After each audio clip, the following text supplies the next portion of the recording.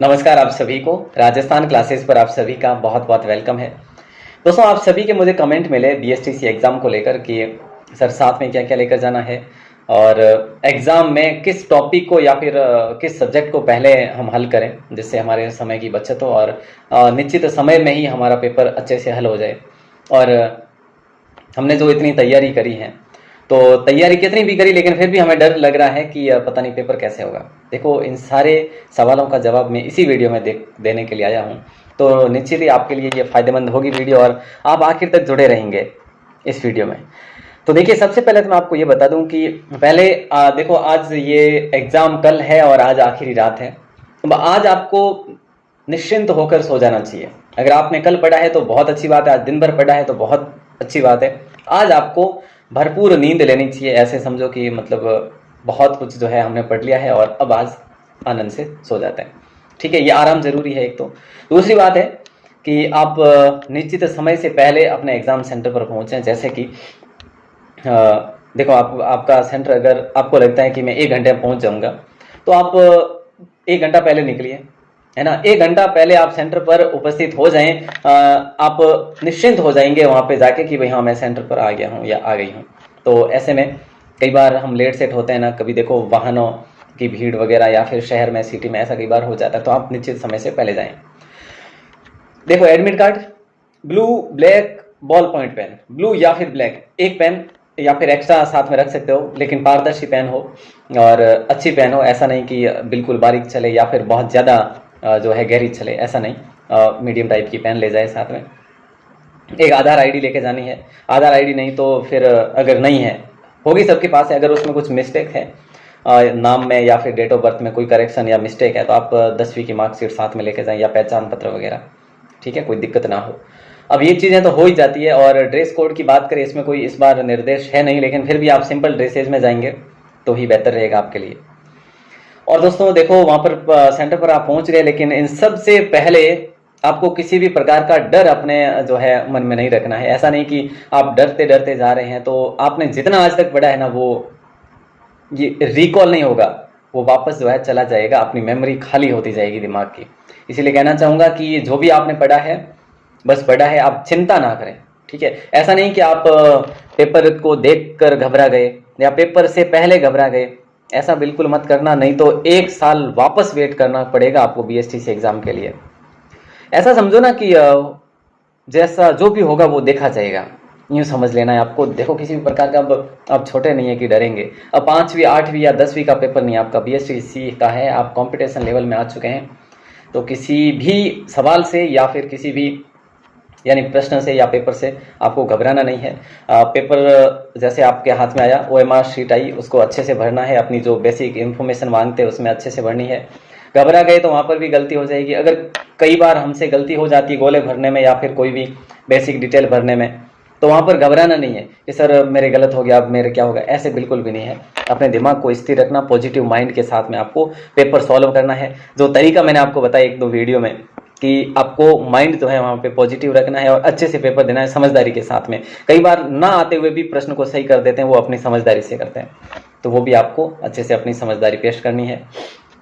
और अब बात आती है पेपर सॉल्यूशन की कि सर पहले कौन सा करें, है ना।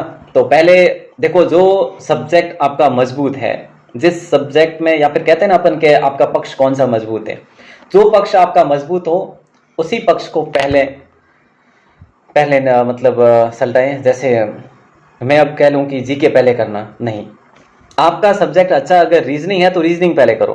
काफ़ी सारे स्टूडेंट्स की या भाई बहनों की जो रीजनिंग होती है वो बहुत स्पीड होती है रीजनिंग सॉल्यूशन करने में, तो आप रीजनिंग पहले कर सकते हैं। या फिर अगर हिंदी आपको ठीक लगे, हिंदी पहले करो, है ना।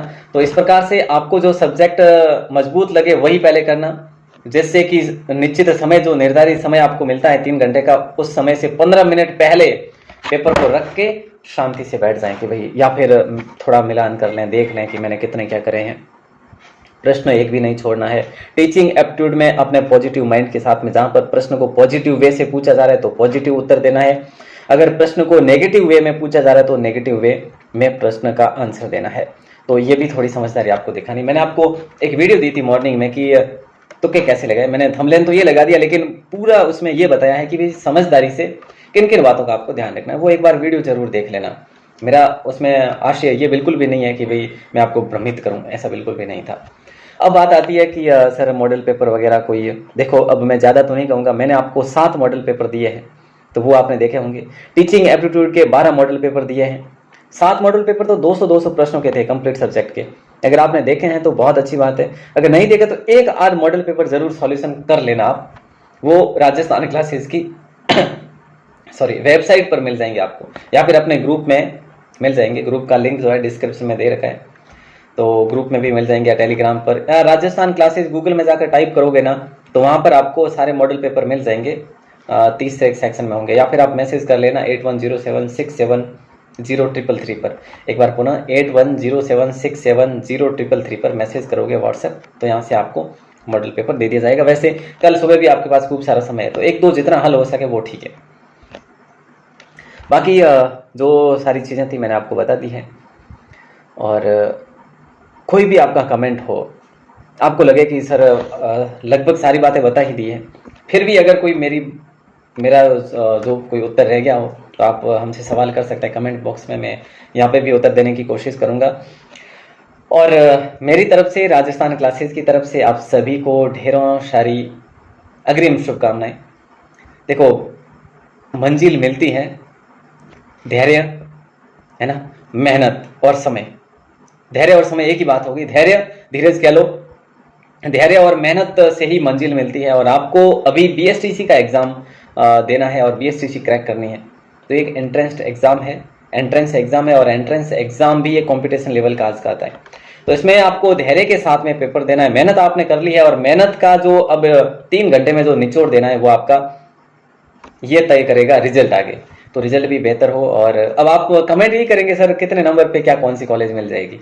तो देखो ये पहले हम फिक्स नहीं कर सकते कि कौन से कितने नंबर पे कौन सी कॉलेज मिल जाती है। कई बार कॉलेज की कितनी सीट होती है और वहाँ पर कितने परसेंटेज वालों ने वहाँ पे आवेदन कराए, तो वो भी मैटर करता है बिल्कुल यहाँ पे।